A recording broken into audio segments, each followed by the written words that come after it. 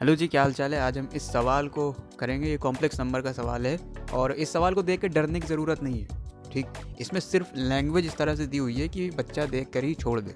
अब मैं आपको बताऊंगा कि इस तरह के सवालों में काम का डेटा कैसे निकालते हैं ताकि हम भटक ना जाए इस लैंग्वेज के चक्कर में। और टेंशन ना लो, बिल्कुल बेसिक से सॉल्व करेंगे, एक एक चीज़ समझ में आ जाएगी, तो कोई दिक्कत वाली बात नहीं है। ठीक है, बस तुम वीडियो को ध्यान से देखना। पहले मैं आपको सवाल समझाता हूँ और बताता हूँ कि इसमें क्या काम का है और क्या फालतू की चीज़ है। अब इस लाइन का मतलब है कि z एक कॉम्प्लेक्स नंबर है एक्सेप्ट वन नहीं हो सकता। थीटा बिलोंग्स टू r है। Suppose the imaginary part of this expression is zero. ये काम की बात है कि इस एक्सप्रेशन का इमेजिनरी पार्ट ज़ीरो है। Then the locus of z is a circle in the complex plane. अब इस सर्कल का सेंटर जो है वो c है और c रियल नंबर है जो कॉम्प्लेक्स नंबर का सबसेट है। वो तो पता ही है, होता ही है। Real number is a subset of complex number. और फिर जो इसका रेडियस है वो आर पॉजिटिव है, ये भी सही है।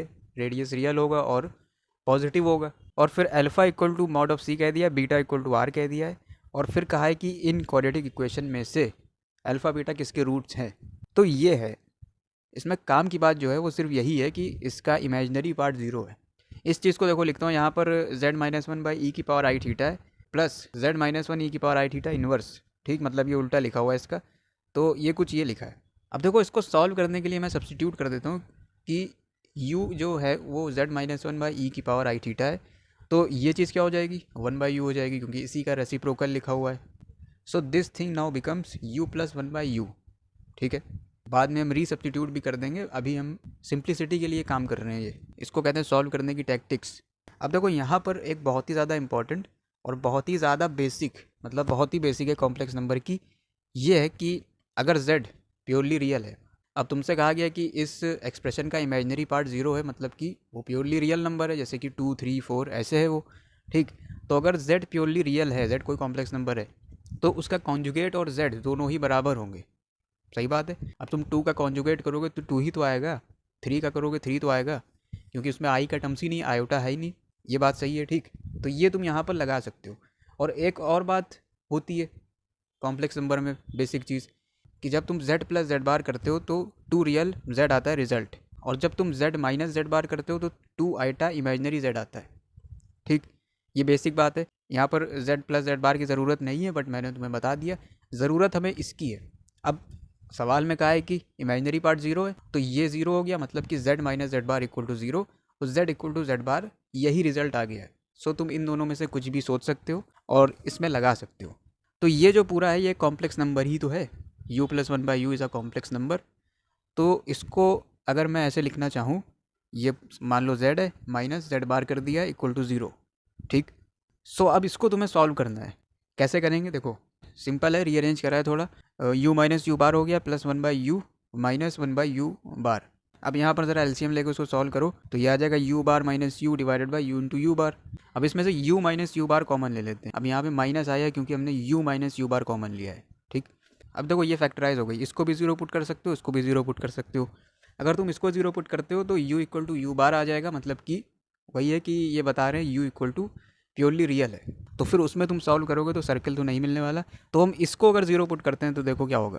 अब देखो यहाँ पर एक और बहुत इंपॉर्टेंट, बहुत बेसिक प्रॉपर्टी कॉम्प्लेक्स नंबर की है, जो कि क्या होती है, z इंटू जेड बार जो होता है वो मॉड z के स्क्वायर के बराबर होता है। यहाँ पर u इंटू यू बार है, तो ये किसके बराबर हो जाएगा, तुम कहोगे मॉड ऑफ यू स्क्वायर के, मैं कहूँगा सही है।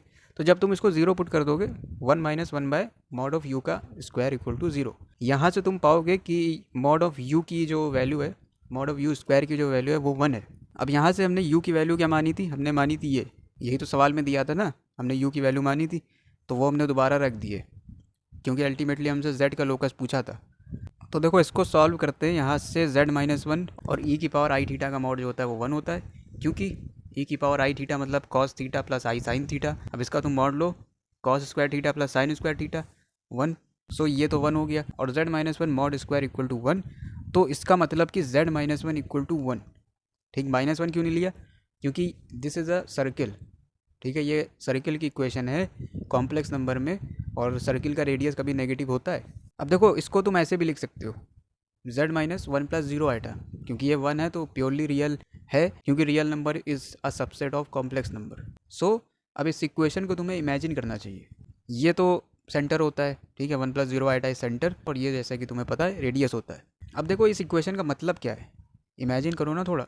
इसका मतलब ये है कि ये जो z है, कोई कॉम्प्लेक्स नंबर, वो इस 1, 0 पॉइंट से हमेशा एक कांस्टेंट डिस्टेंस पर रहेगा जो कि 1 है। तो इसलिए ये एक सर्किल बनाएगा और ये कॉम्प्लेक्स नंबर इस सर्किल पर ही लाई करेगा, ठीक है। सो ये है इसका फिगर।